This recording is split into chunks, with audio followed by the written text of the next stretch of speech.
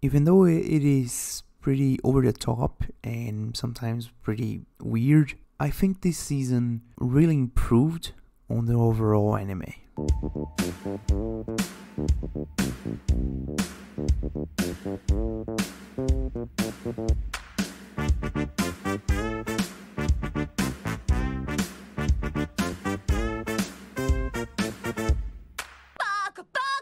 Hello everyone, welcome to the Weeb Initiative. I'm your host, the Weeb. This is a show where every other week I'll be talking about anime, manga, and everything in between.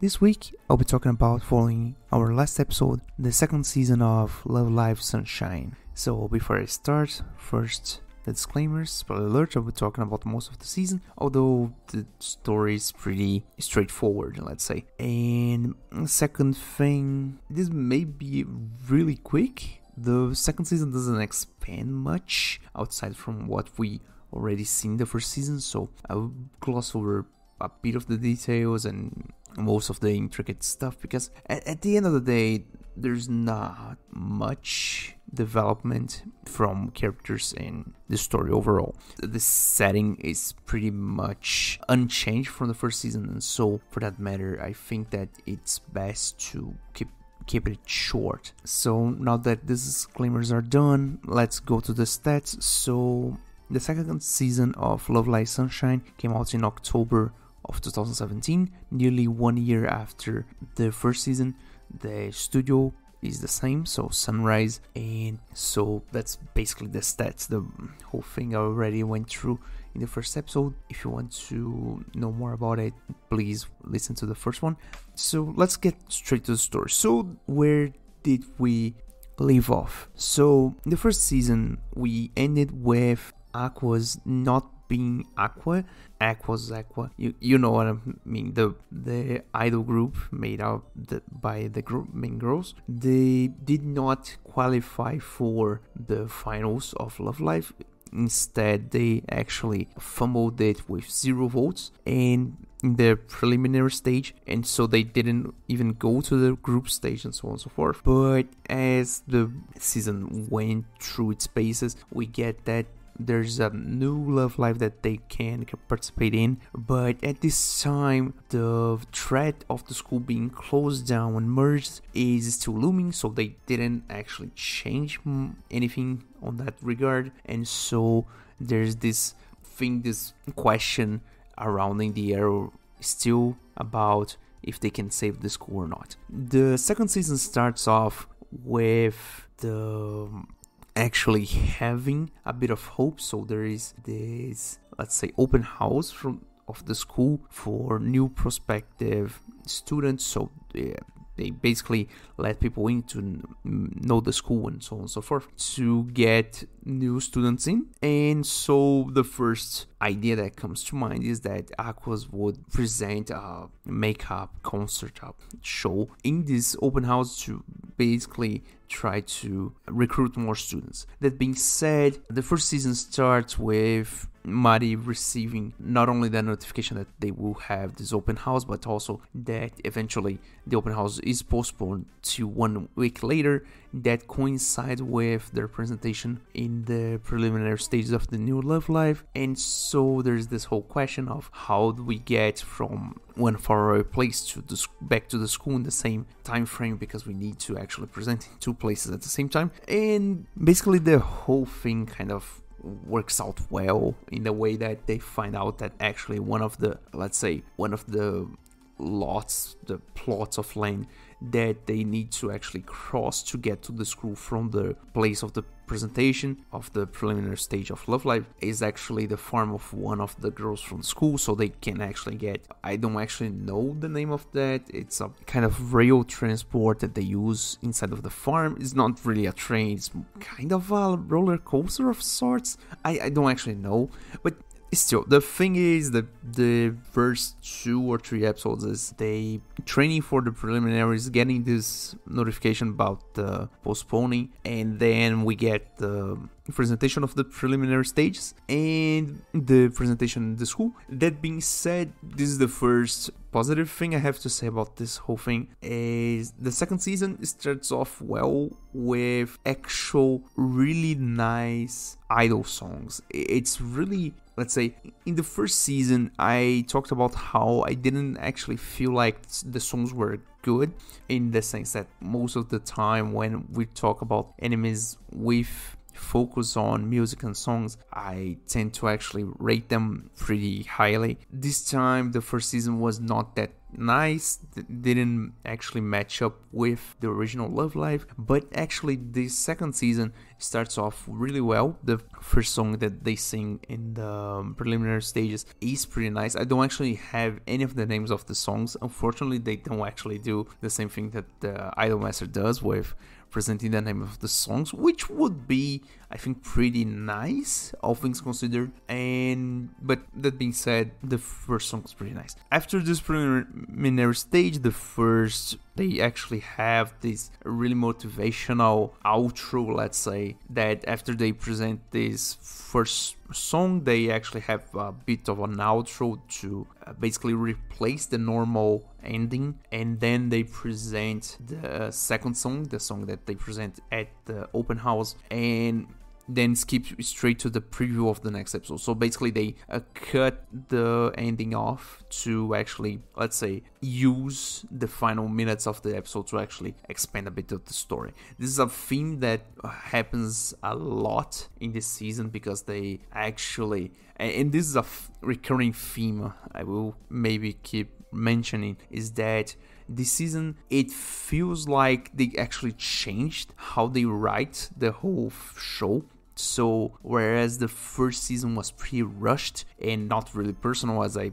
mentioned in the first season, the second season actually they take their time more or less to do things, but with the constraints that they only have 13 episodes to work with. So it still feels pretty rushed. Towards the end this really gets worse, but at the same time the way that they present stuff gets really better in many facets of the thing. So I'll get to that when I get to that, but easy to say that this season already feels a bit better than the last one. They actually improved in many ways, and it is noticeable. That's what I'm trying to say here. So they actually do the presentation, the open house, and then we get, if I'm not mistaken, two, I would say fillers. It's not really filler, it's more of trying to develop more of the characters. We have two different episodes that develop a bit of some of the characters that don't actually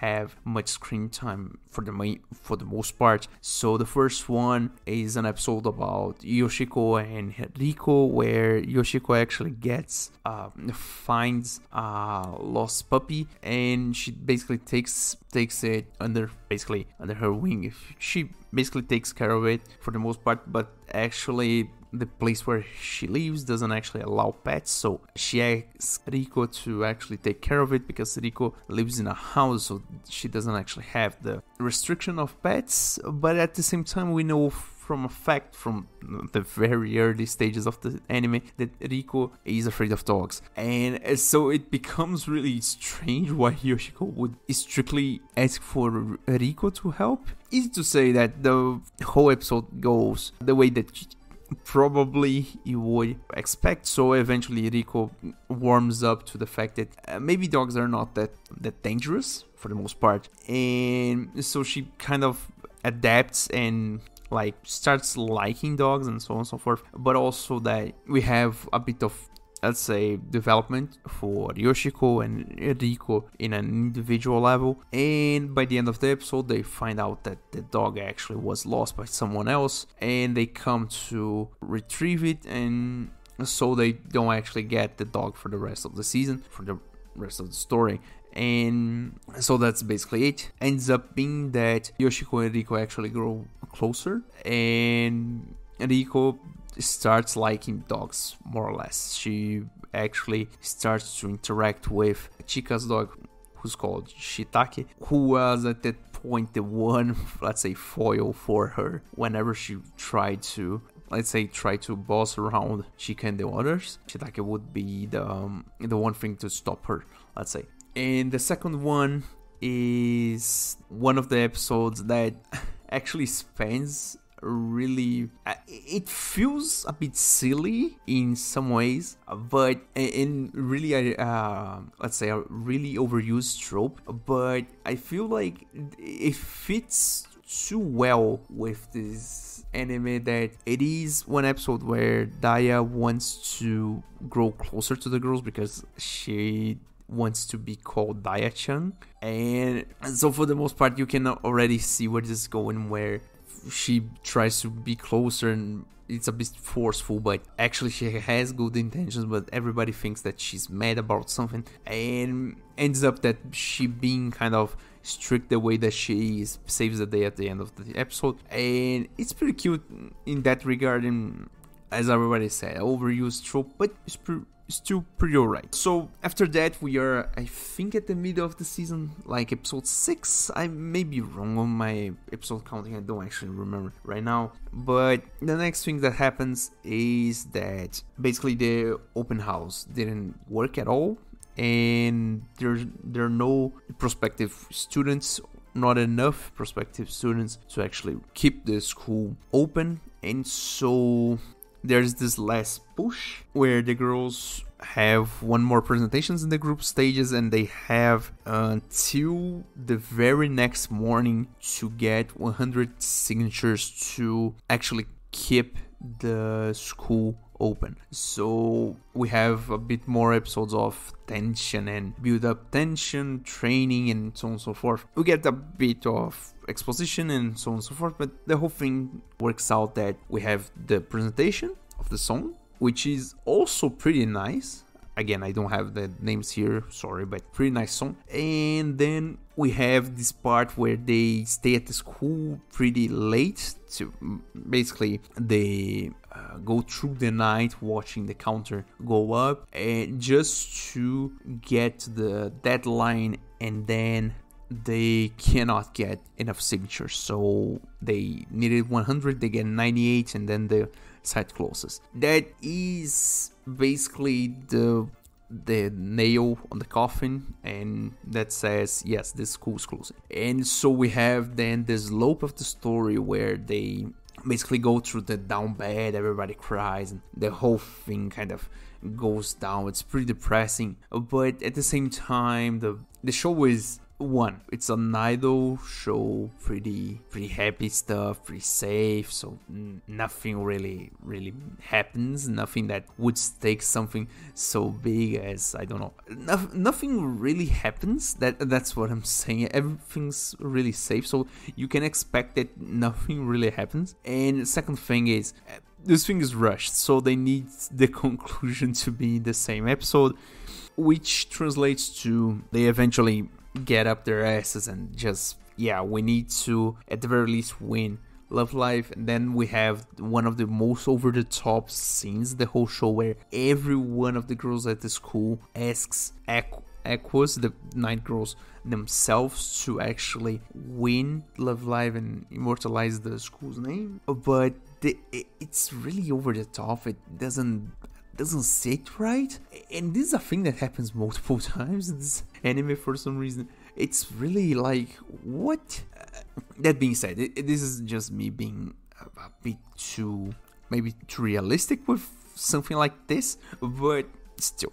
The thing is, they basically get real with themselves. They actually get this reality check. They understand the fact, and they actually process the fact that yes, the school is closing and there's nothing that you can do about it, really. And not only that, but this is a spoiler, right? I really thought until the very end of the anime that they would do a fake out, and basically at the very last second they would say something like, oh no, actually we got the 100 signatures because of something, the server error or DDoS or something like that, and the school saved. I really thought that would happen for the most part. I was like, I hope they don't do it, but if they do it, I will say that I saw it on my way. And in a weird way, I'm happy that they did not fake out. So basically,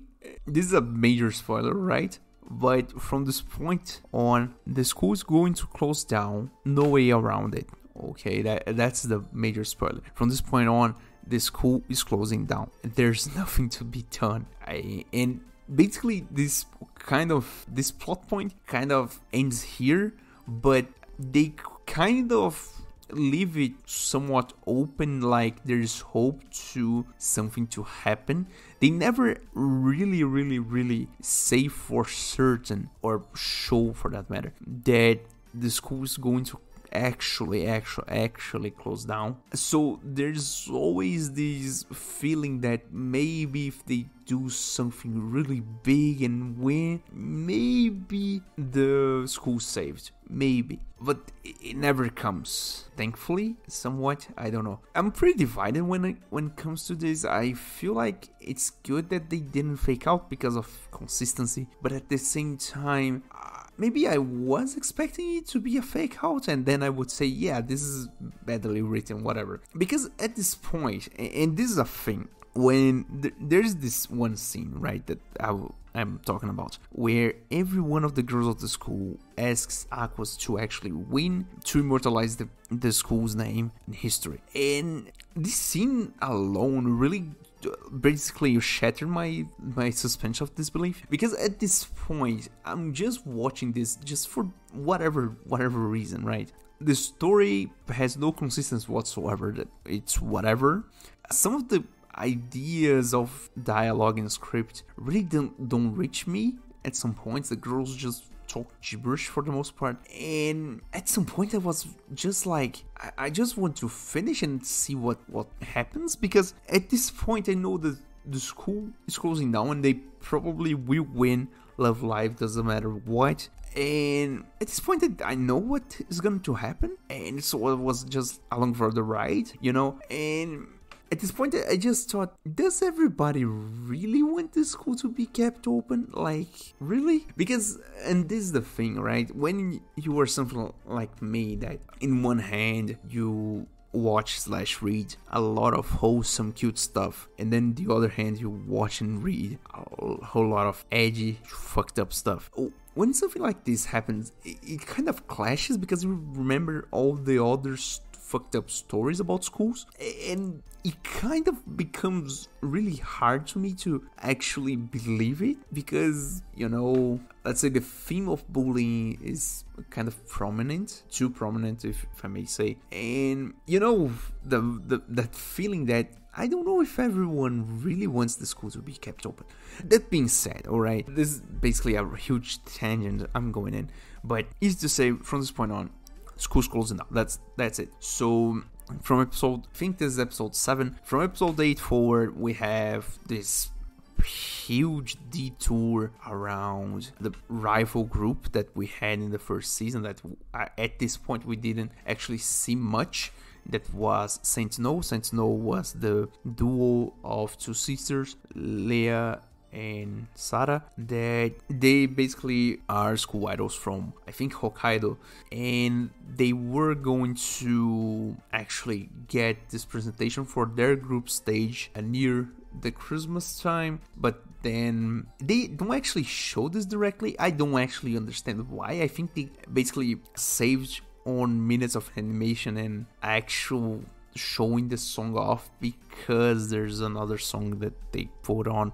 The thing is, right, so they go to present at the group stages, Saint Snow, I'm talking about Saint Snow, not Aquos, and they go to present, an accident happens mid-presentation, they actually fall down, they fail their choreography and don't make top 3, so they don't actually go to finals, and they Leia and Sarah actually fight over it, and then there's this whole thing. Then the girls from Aquos that are present at this presentation in Hokkaido, they actually go to a restaurant, and lo and behold, it's the restaurant of the family of the girls from Saint Snow. And so there's this whole development where Ruby kind of sympathizes a lot with Leia as the younger sister, with being school idols with their older sister, because Ruby and Daya are sisters and Leia and Sarah are sisters. So there's this, let's say, proxy connection, more or less. And so there's this whole development where they want Ruby and Leia as the younger sisters, they want to actually show their older sisters that they actually are independent and they can graduate without worrying about them because they are third years. And so they basically plan this whole show and thing to actually present at Christmas for a public event in Hokkaido. And the song actually is pretty great too. Pretty nice. It's the two girls from Sentinel working with the girls from Aquos. It's pretty nice, and the whole thing kind of works out. It's pretty uptone. Let's say it kind of starts really bad, but it gets really uptone because at the end of the day, Leia understands that Sentinel being just the duo of the two sisters will end, and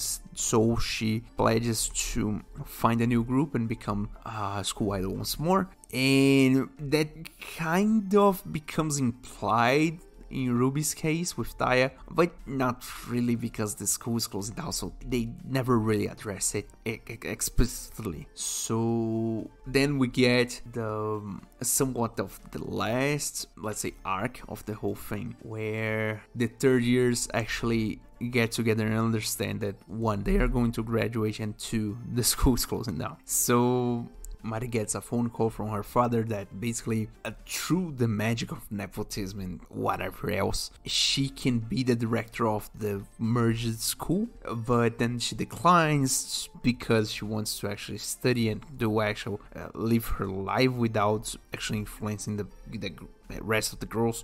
Because let's face it, she being the director of the first school is already really strange, and we don't actually understand much why. They never really explain how that is possible, or even, I mean, how does a student study and work at the same time frame? That doesn't actually sit right. And then we have work labor laws to get involved in. A quick tangent with the review of Cinderella Girls U149. Kids under the age of, I don't know if 18 or 20, they cannot work past 8 p.m. 20 o'clock. So some questions are better not answered, and so they just write it off like, I decline it because I want to study abroad. And then we get this whole episode about the three girls from the third years getting together and actually talking it out, the way that they will do stuff and so on and so forth. One of the things that really bothers me, and this is a thing that happens with every one of these arcs in the second season, is that many of the really important bits are cut off with laughter, so they don't actually reach a definitive conclusion, or don't actually reach the turning point where the conversation would become heavy or deep, which in a way is good because it keeps the story short and the running smooth. There's no huge dramas, but at the same time, I wish they had more time to actually develop some of it, just to see the drama, just to actually see the development. And easy to say, right? The whole thing kind of works out at the end. The third years, they actually understand that they will be separated after all these years. They actually will compete as school idols in Love Live. That was their dream to start with. They started the original school idol club, so they actually are getting to do it. So they will go their separate ways. So Mari is going to Italy, Kanan is going abroad. I don't think they mention the exact countries that she's going to get a certificate on diving instructor. I don't actually know. And Daya is going to Tokyo for university. That being said, the whole thing kind of works out, and we have this really, I would say it's a pretty wholesome, pretty cute overall scene. I mean, the whole anime is pretty cute and full of cute moments, but this is especially wholesome, with the 9 of them getting into a Volkswagen van and actually going to find a shooting star, and Mari's driving. The whole thing kind of feels really nice, really heartwarming, and the episode is just that. It's just they talking it out and actually getting to understand that. It ends with every one of them happy, sleeping on the van after spending the night out looking for stars and whatever. And then we get to the last arc where the school's closing down and they need to actually get to Love Live. So they have this, I will get the order of this wrong, I think, but I don't actually remember. So they first have the finals of Love Live because they actually got through the group stages. They actually are qualified for the finals, and so they have to plan it out and do all the stuff. They actually go there, do the presentation, do their own stuff. There is a bit of different development in that regard. They actually don't actually show it, but they try to convey the idea that each of them kind of get the resolution to actually win Love Live because they want to do it, they have their motivations, whatever. We don't actually get much development in that sense. We have just this really quick flashback for each of the girls to actually say what they feel, and not really something really deep, but still the intention is good. So we get to that, they actually do the presentation, and mind you, they don't actually show the presentation outright. They focus a lot on the workarounds of it. So the fact that somewhere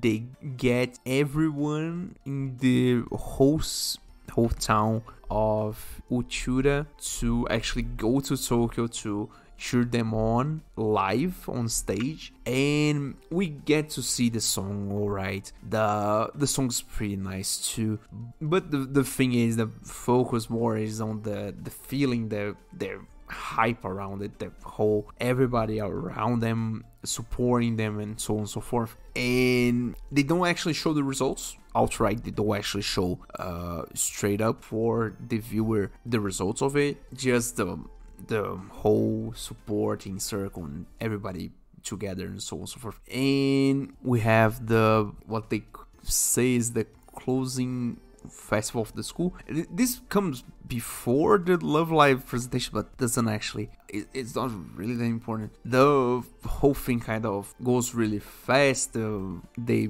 do basically the normal stuff about preparing the school festival that every other anime does every time, and so the whole thing is kind of pretty cute and so on and so forth. And then they close the school the day after, and it's pretty, I mean, it's cathartic at some points, but it's pretty, let's say, pretty sad, cathartic. It's really a weird emotion. Personally, I don't think that it reaches the way that it should, or it was planned to, for me personally, because at the very least we don't have much of the living of them inside of the school. It's really, we know that they have this really strong sentiment about their school and the memories they have on it and so on and so forth, their friends and stuff, but we are, as viewers, we don't actually get to have that feeling, you know. And so the school closes, it feels kind of apathetic about it, even though it's a big deal for them. It's not a big deal for us, so I don't actually think that it lands as well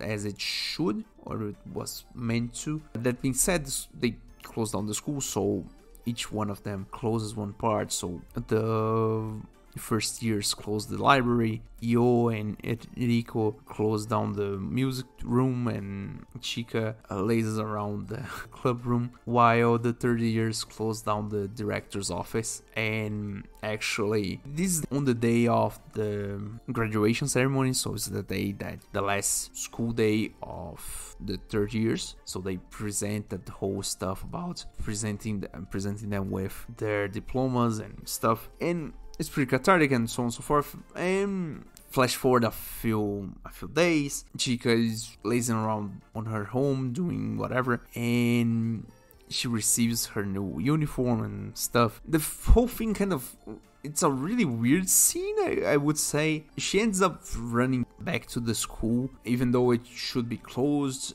Everybody's there, and so they sing the last song, really, of the whole anime, and then the anime ends. This song specifically, it's the worst of the season. Not the whole anime, I think, but not really that good. And that's basically the whole story about this anime. So, quick stuff from my opinion. Story, pretty spotty, pretty not great. As I said, at some point I just went along with the ride. I didn't really care much more. Because at some point I was just like, yeah, this is too over the top. This is cute without the right to be. This shouldn't hit as hard as it is, or this plot point doesn't make any sense or whatever. I was so critical about it that at some point it was just, whatever. I think that the guys just got the idea that it doesn't really matter. Everybody knows where this goes already. So just throw it at the wall. Throw everything at the wall and just fuck it, And I was like, what? Whatever. I don't care anymore. So the story is pretty spotty. It's not deep at all. It's pretty just Moeblog entertainment. Just go there for the cute girls doing cute stuff, singing some nice songs, and just that, and whatever. Really, it just finish it. I don't know. That being said, about this is about the story. The animation is still pretty nice. I noticed a few more weird frames than the first season, so I don't know what's up with that. Talking about the 3D, because this series just uses 3D for whatever. Some of the 3D is pretty well done. Most of the dancing is pretty well done. The whole thing about the way they present the photography and the cinematography and choreography of the dances and stuff, it's pretty nice. I will point out that there is this one scene that they do with a bunch of balloons that not great. Okay, not great. Balloons don't actually make shadows normally, and so it's kind of weird, Also, I think that's mostly it actually for the animation. That it kind of is okay, but there's some spotty stuff. Overall, pretty nice. The songs, as I already said, the music overall. The opening and the ending, I don't have much to talk about. I don't actually feel like they reached that level of as always, I need to actually mention it. They don't reach the level of Idolmaster. Sorry, you cannot not compare it, because it is the next, the one neighbor that they have. It's the Idolmaster, and I need to compare it to something. Next up, the insert songs, the songs that they sing inside the episodes, they are really, really great. And I can't stress this enough. It's really an upgrade from the first season. It's really well done. The melodies are good. The whole thing, it's pretty nice. Just feels right. This was what I was expecting when I told myself I will watch more idol stuff to get more songs. These were the ones. This is what I was looking for. Pretty nice insert songs. The opening and ending, kind of meh. The very last song they do inside of the school in the last scene, I don't actually like it too much either, so kind of spotty on that instance too, but still overall good. Don't actually have many bad things to say about it. The overall thing about my opinion is this whole anime is just, it still feels formulaic in that sense. The way that they do the storytelling and the presenting of the facts and the plot threads and so on and so forth, and the fact that they follow way too close to the original Love Live still leaves me really bothered to the fact that, one, it feels, the inclusion of Muse in the first season feels way too shoot in. It feels like they are jerking themselves off. And the second thing is, it feels too rushed